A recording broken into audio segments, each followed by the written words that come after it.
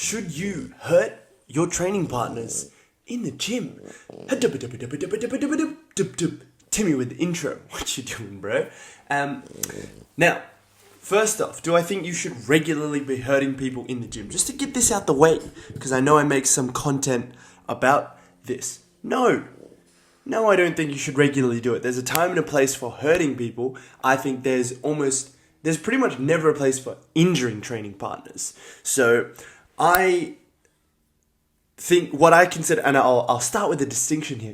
Your dog is so damn cute, UV. Thanks, bro. Let's hear something. I'm talking, bro. I hope you can hear. I hope you guys can hear. Hello, brother. Hello, Ollie.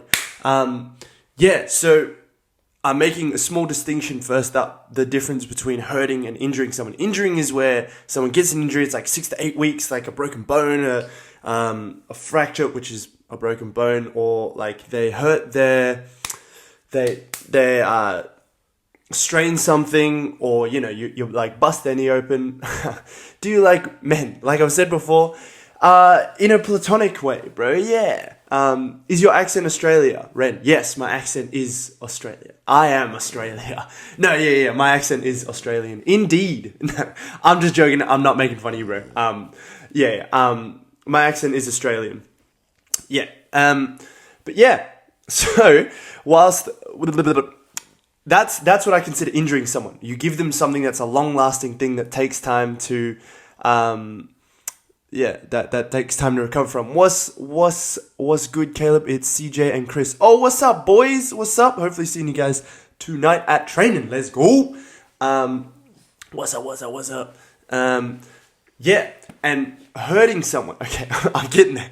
So hurting someone is more so when you like hit them and wind them, for example. That's or like you chop their leg up, and then that takes a few days where they got a bit of a limp, but it's like nothing. Like if you do it really badly, then obviously there's that's not great. But yeah, like giving them a bit of a limp for a few days, that's what I consider hurting someone. So it's like my coach used to say, I want to hurt you, I don't want to injure you. As a joke, he'd say, can you say Gavin Chan? Yeah, I can say Gavin Chan. Oh, Timmy's gone. All right. See you, CJ. Yo, Preston, what's up? All right, I feel exposed. I have no dog here. Anyway, I'm a boxer, and these Muay Thai guys kill my legs in MMA sparring because they can't handle these hands. Nice, bro. Oh, Denzel, what's good? The armor bearer himself. Oh, Leon's here as well. T-City, the Dark Knight. Yeah, anyway, hurting versus injuring training partners. I think you should try to never injure someone, but hurting someone is acceptable, right time, and the right place. So, for example, winding people, I think that's okay, as long as you're not forcing it. If you can play shots like liver shots, winning them, obviously you got to be careful hitting around the ribs, because you can actually injure someone, like fracture a rib, which I have had done to me with like a flying knee before, and I wasn't too stoked about that. That was like 6 to 8 weeks that took to recover from, so it wasn't good. Gee, I'm going to be late for training, says Denzel. All right, Denzel. I'll let the coach know. Thanks for letting me know, Brett. No, that's cool. But yeah, so it's like this. It's kind of an old school Muay Thai principle, but I do think it's good. Maybe it's old school. I don't know. You guys let me know if this is old school, if you hear it a lot. But it's like you go light to the head, or like high speed, low intensity, so you're not giving each other brain damage. Like you tap, be accurate with the shots, especially in MMA sparring, but you can go harder to the body and the legs. That's how I see it. Oh, thoughts on Muay Thai versus Taekwondo? How can I start setting up combos properly? I only hurt someone if the opponent hurts me for no reason. I get that. I get where you're coming from. So I'll give you a bit of context. Just I will answer the other questions, but when I tend to hurt people, it's only like I only wind people or like chop the legs.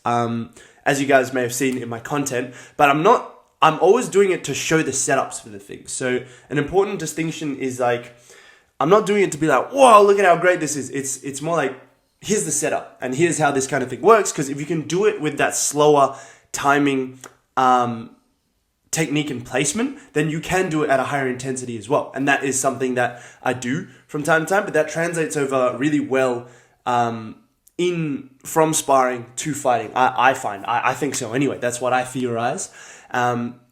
But yeah, most of the time you're not just going to be the guy hurting someone. So sometimes like I'm giving some context on when to hurt someone. And by hurt, I just mean like winding them, basically. Or like giving them a couple of leg kicks.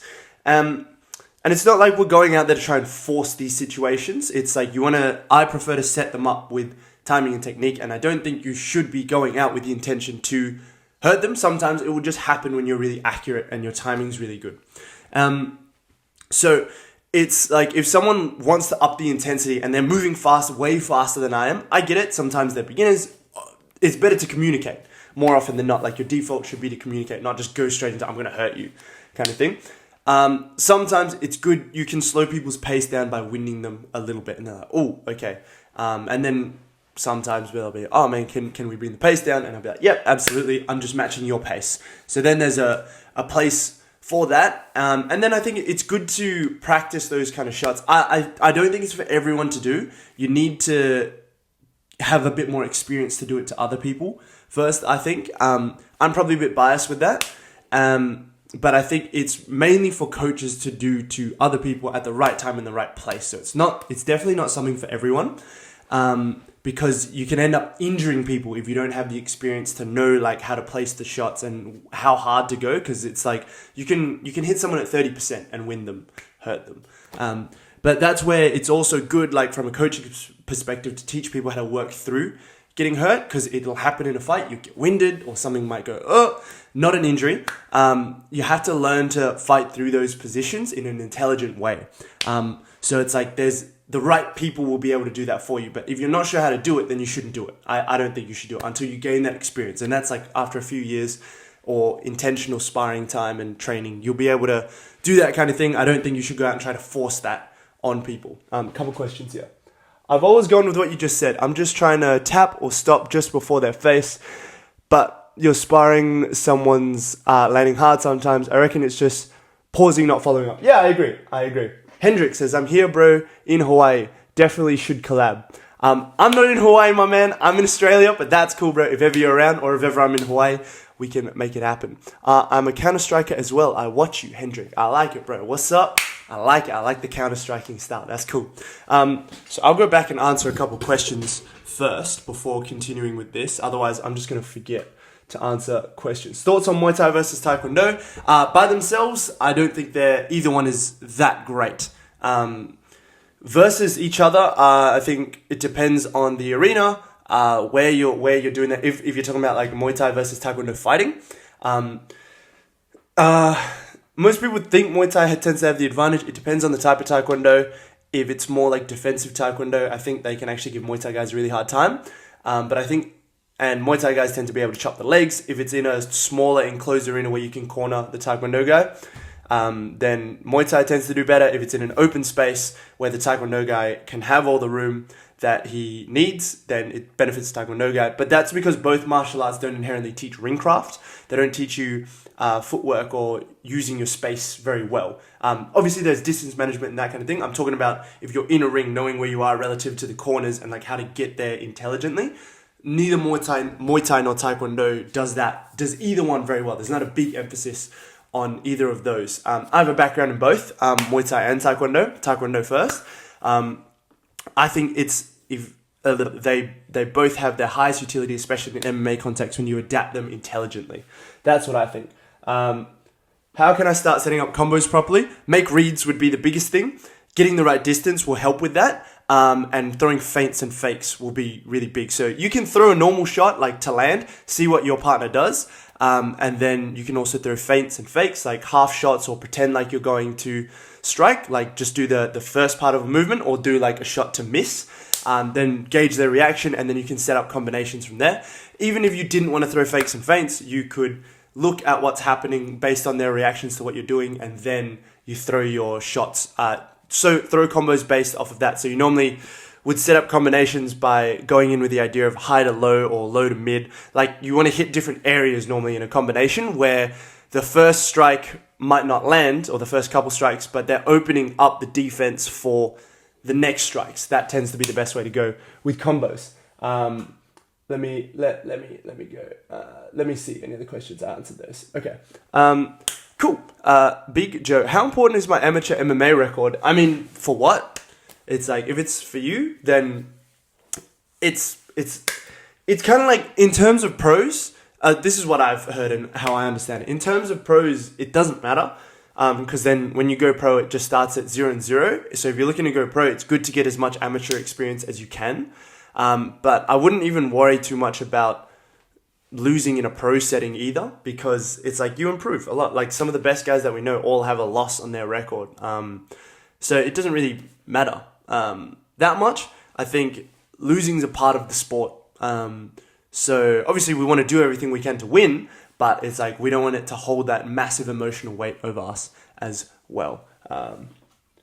Ren said, I heard you. Okay, that's good to know, Ren. I don't know what you heard, but yeah, that's good.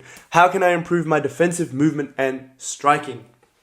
Drill it. Be intentional about it. I think the best things, in my opinion, are intentional sparring. Like that is, I think that levels the playing field on everything. That's the best thing that you can do. That's a lot of what I do in my classes and for my clients as well, is like spar, but be intentional about it. Be in there, focus on one thing at a time that you're trying to do, and then keep drilling that, because doing it on pads, doing it in shadow boxing is all well and good, but until you get in there and spar, once you get in there and spar, a lot of the time all that stuff goes out the window and you're like, oh man, I can't remember any of it. So I think it's really important to spar, like normally at a lower intensity. So you don't want to hit people too hard. You can spar at a high speed, but that would be one of the biggest things. So you know that you're not going to get blasted and hit really hard, but you still have the opportunity to see the shots coming, to be like, okay, this is what it looks like when someone's trying to do this.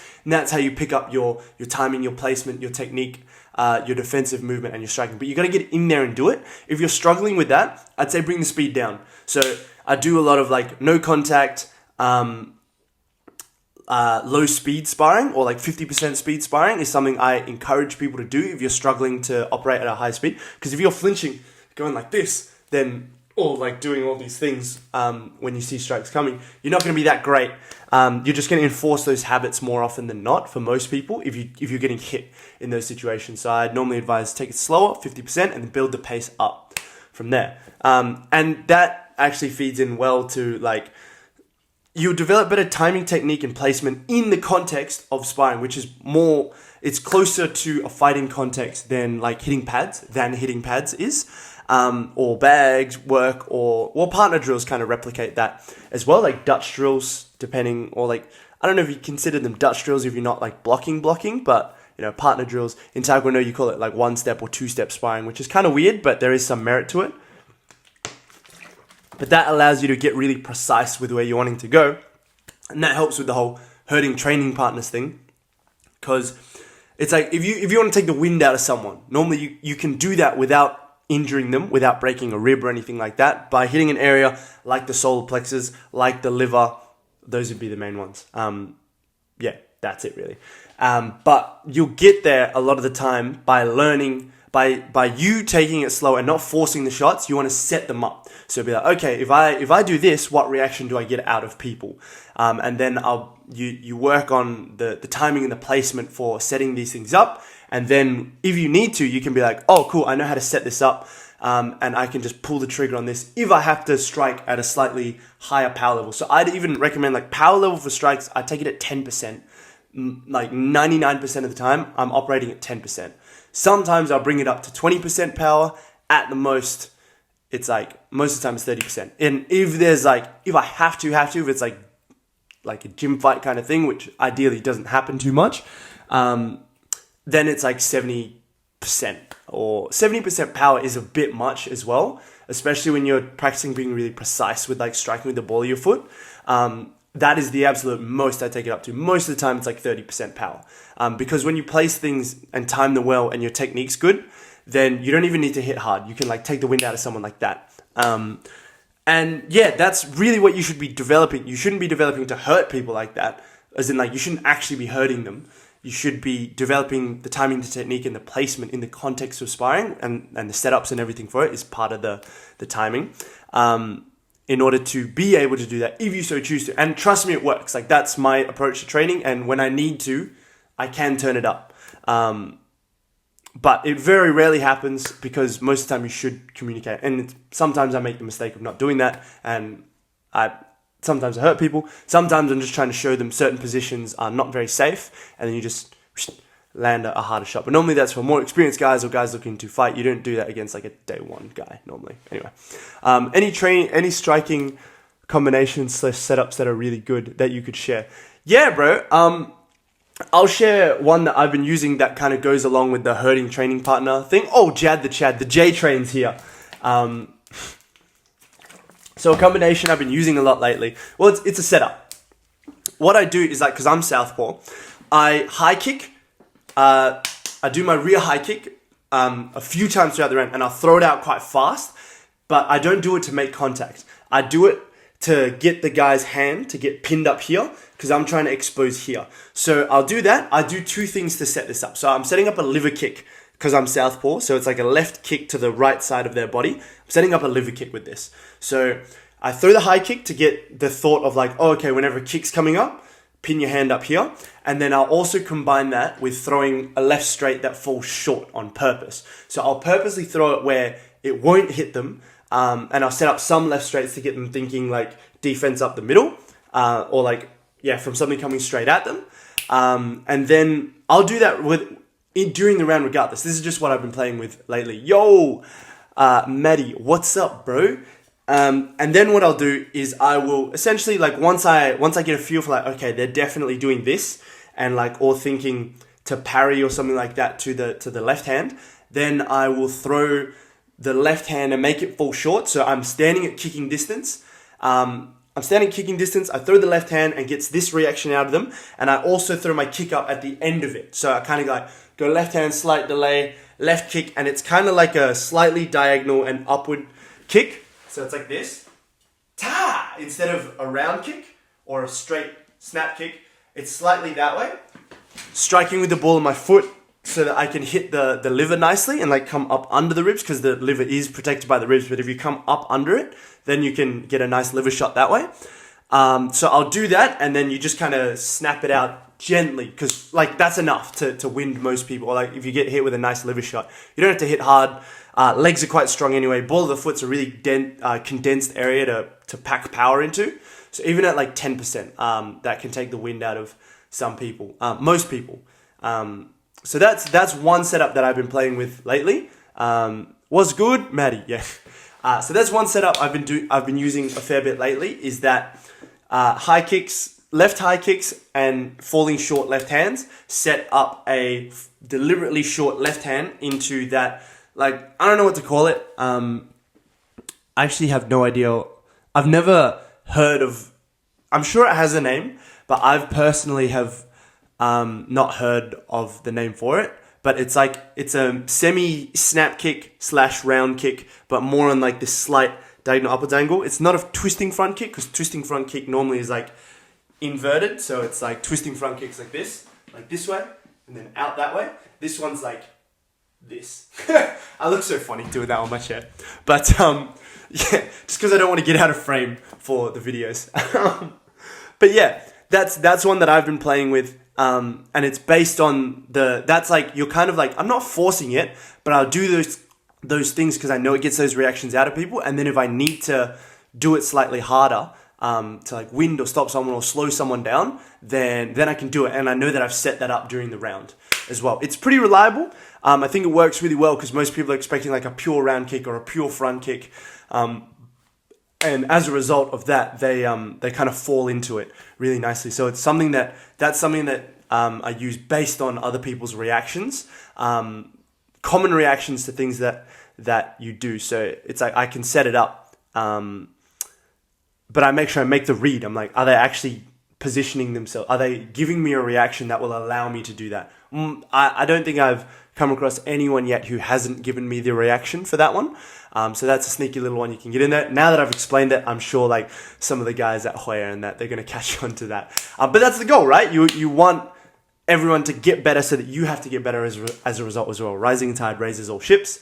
And that's even when if you're hurting someone, you want that to be intentional, but like in context. So like there's a time and a place for it. It's not most of the time. It's like 1% of the time you should do that. And you should only do it if you have more experience. And then you do that to improve the other person, not to be like, wow, look at me, I beat this person. No, it's to improve them, put them in a situation where it's uncomfortable, maybe they're a bit winded, and you're like, okay, learn to fight through this, like, it's okay, and don't rail on them, like, don't beat the brakes off of them, but you learn to do that, and you also, like, you just learn to place things and set them up. That's important. I'm just plugging my phone in. Wait, my other phone. I've got 2 phones going right now.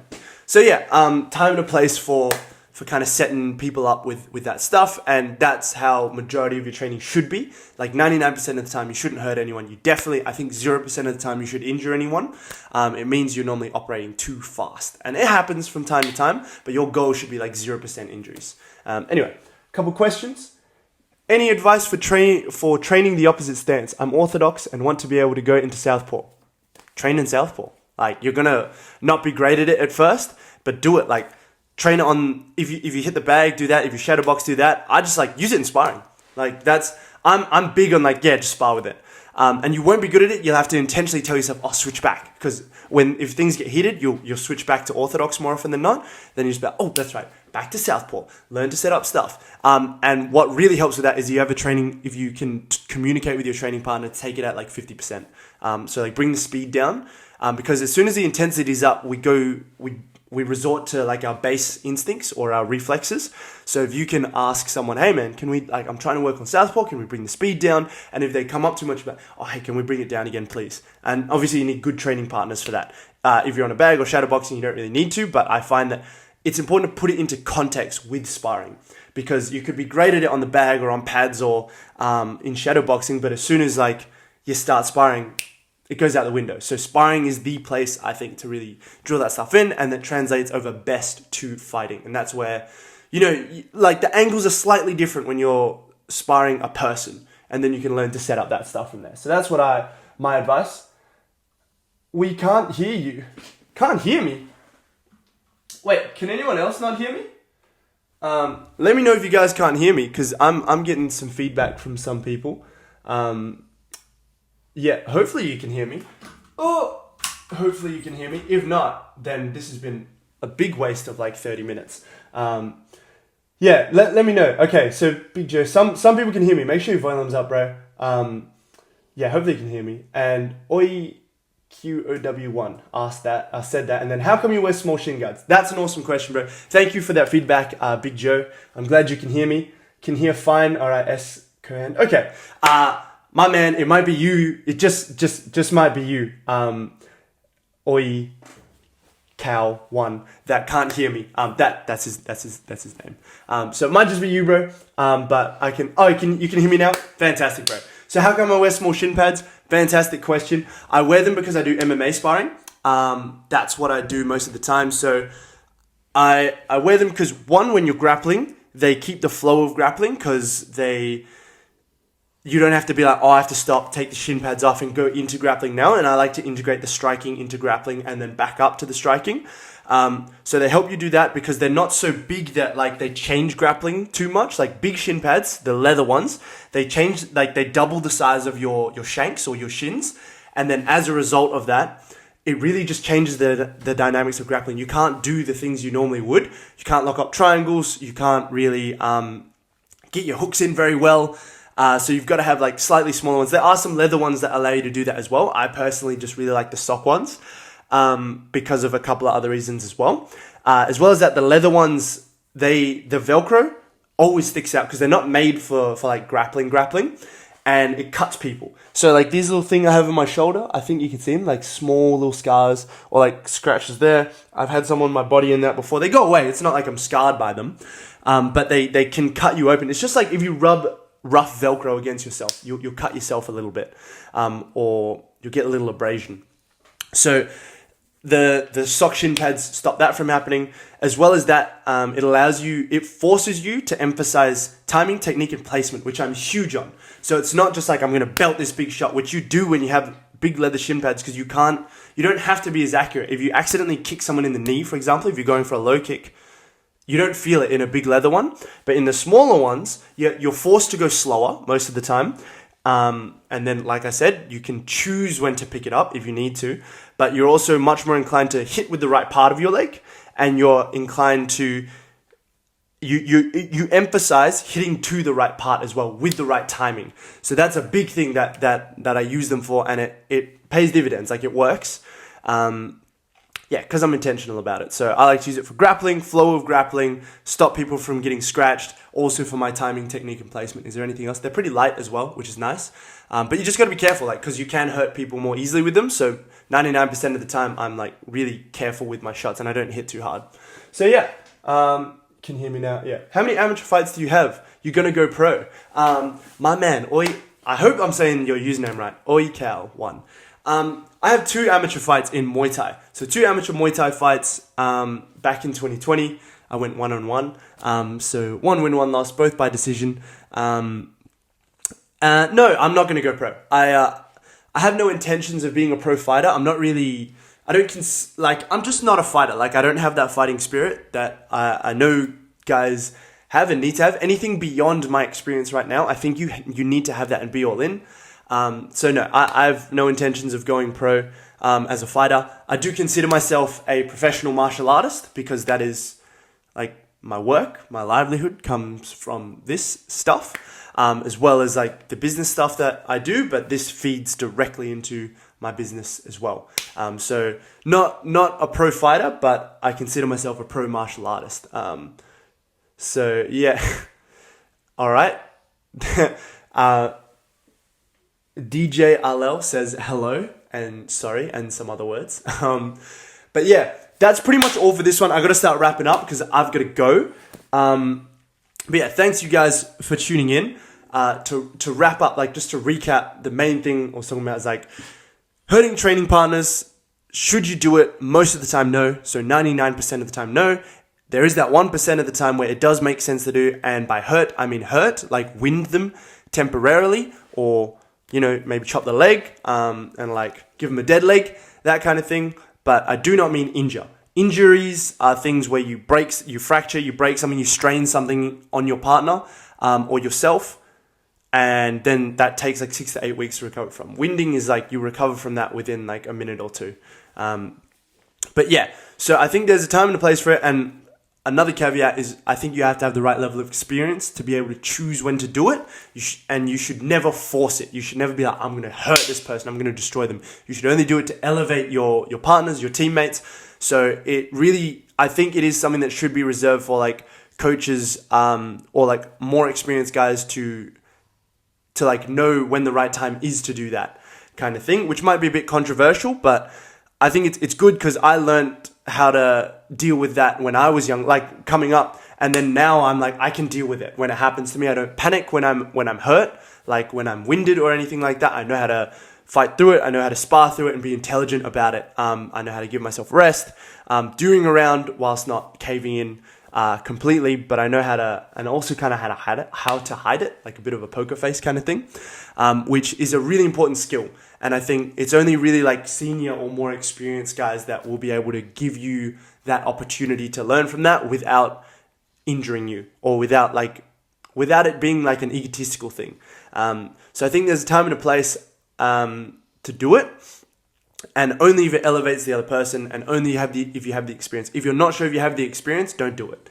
Like, I just err on the side of not doing it. I think you've got to, just pull back on that stuff. But yeah, those are my thoughts on hurting training partners. There's a time and a place for it. Again, not injuring anyone, but taking the wind out of someone, completely fine, as long as you set it up. If you have the experience, you set it up properly. And a lot of it is just placement. Like, if you don't even have to hit hard. I hit it like I said before, 30% power is normally my max for what I'm doing with like certain shots. Most of the time it's like 10% power is enough to take the wind out of someone if you place it right with the right technique and the right timing and you set it up. Yeah, that's all you need. Anyway, that's all for this one. I gotta go. Catch you guys on the flippity flip. Thank you for joining in today. Keep it all gravy, baby. Abba.